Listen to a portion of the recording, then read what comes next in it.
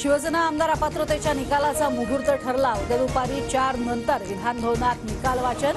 निकालातील शाब्दिक त्रुटी दूर करण्याचं काम सुरू। प्रकरण न्यायप्रविष्ट, त्यावर बोलणं योग्य ठरणार नाही। आमदार अपात्रतेच्या निकालाबाबत मुख्यमंत्री शिंदेंची प्रतिक्रिया। तर विझलेल्या मशालीचा उजेड पडत नाही, शिंदेंचा ठाकरे गटाला टोला। लोकसभा निवडणुकीसाठी शिंदे गटाला 22 जागा मिळाव्या। जागा वाटपावर कृपाल तुमानेंची मागणी।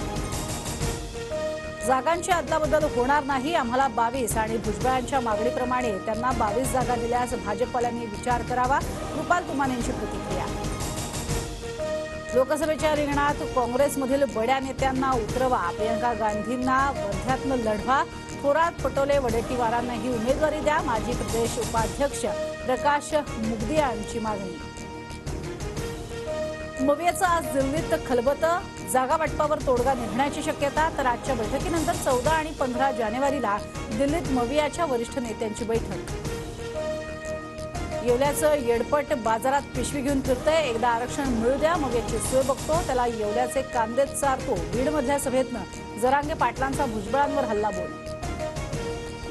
राज्य मागासवर्ग आयोगाची 11 जानेवारीला मुंबईत बैठक। मराठा समाजाचं सर्वेक्षण सुरू करण्यावर अंतिम शिक्कामोर्तब होणार। धनगर आरक्षणाच्या याचिकेवर आज पुन्हा सुनावणी।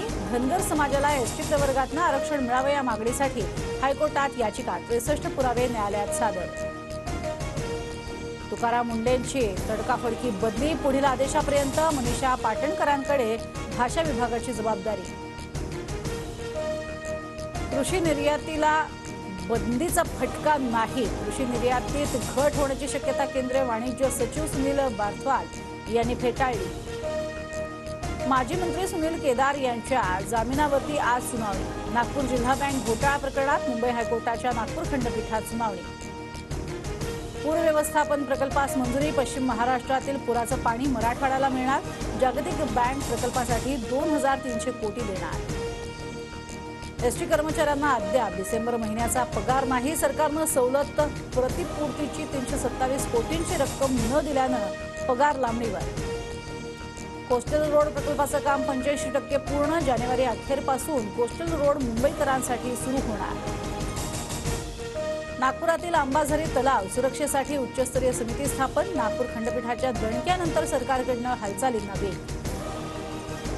मुंबईच्या हवेच्या दर्जात सुधारणा। AQI 103 वरती, तर तापमान वाढल्यानं मुंबईमध्ये काही ठिकाणी पावसाच्या हलक्या सरी कोसळण्याचा अंदाज।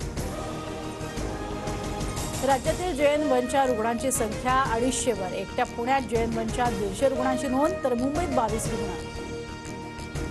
सलमान खानच्या फार्म हाऊसमध्ये घुसखोरी करणाऱ्यांचा कोणत्याही गँगशी संबंध नाही, मात्र दोन्ही आरोपींची गुन्हेगारी पार्श्वभूमी असल्याची माहिती समोर। जर्मनीचे सर्वोत्तम फुटबॉलपटू फ्रान्झ बेकनबाऊर यांचं निधन। बेकनबाऊर खेळाडू आणि व्यवस्थापक म्हणून विश्वचषक जिंकणाऱ्या 3 व्यक्तींपैकी एक।